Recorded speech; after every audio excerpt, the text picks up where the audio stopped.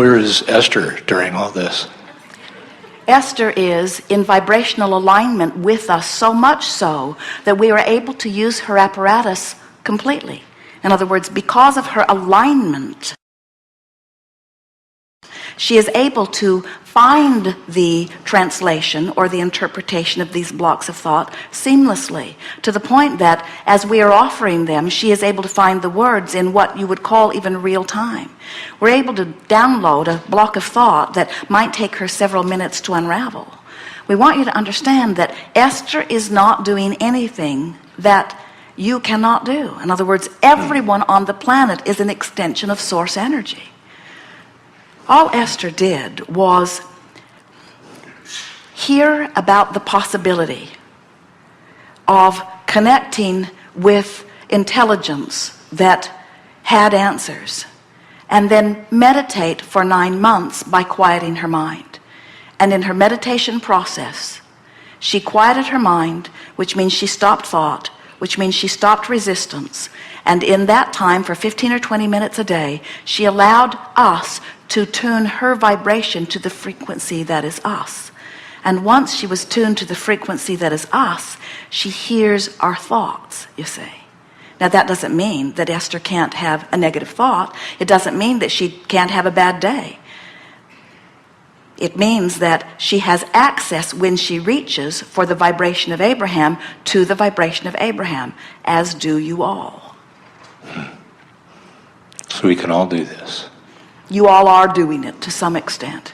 How often are you driving and you have an impulse to change lanes or to exit? It's an impulse coming from broader perspective. Even when you yawn, that is that impulse coming from broader perspective, and awareness that your physical apparatus would benefit by the influx of oxygen and blood flow. You are all extensions of source energy. You have never been otherwise, you see.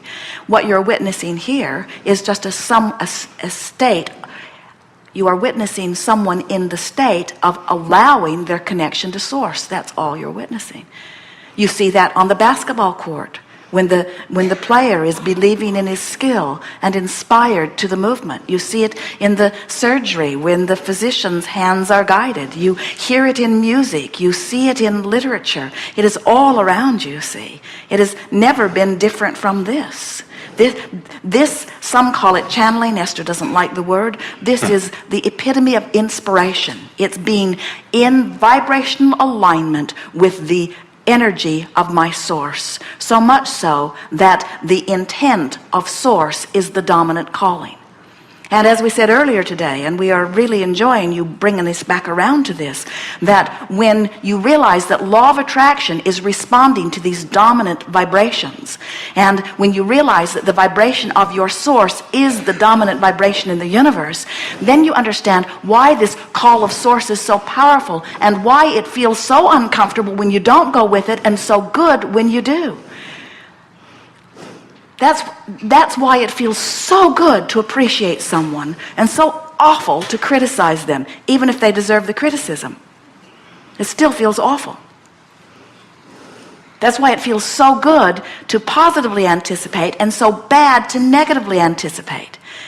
When your grandmother loves you, the reason it feels so good is because as she holds you as her object of attention in appreciation, she's connected to source and flooding it all over you. And then you say, ooh, that feels good. I think I will demand that from everyone.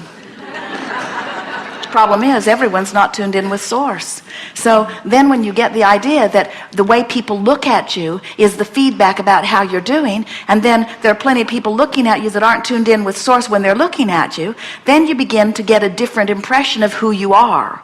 Where if you're only looking for the opinion of source about you, you will always come out of that sort of a conversation feeling very satisfied with who you are, because source sees you right where you intended to be, pure positive energy, leading edge creator, in an environment of contrast, giving birth to all kinds of new rockets of desires, making the world a better place just by your asking for it to be better for you.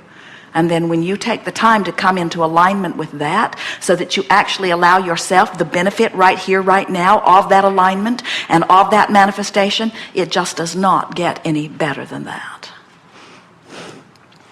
And we are teachers of that. We are teachers of alignment because we said we would. It was our agreement with all of you. We said, you go forth out there on the ragged edge. You mix it up and you see what you don't like. And out of it will be born what you prefer. And we will give our undivided attention to what you have created through the deciphering of life. And we will hold it for you as your vibrational creation. And we will never forget from whence it has come. And we will, from the moment that you give birth to it, eternally call you forward toward it. And you said, okay, I'll listen for the call. And then you came into your physical body and you said, I feel better when I see these things and worse when I see these things. So let's push against these bad things. And as you pushed against those bad things, you felt rotten, which was not the call of Source. But the call of Source never stopped calling. You just sort of got out of earshot for a while. So we would like to say to you or to anyone who is listening for the call of Source, sometimes it sounds like revenge, go with it. Sometimes it sounds like anger, go with it. Sometimes it sounds like frustration, go with it. If you were in frustration, we would never coach you into revenge. That's going upstream. But if you are in revenge, we would coach you toward frustration. Helpful? Yes, very.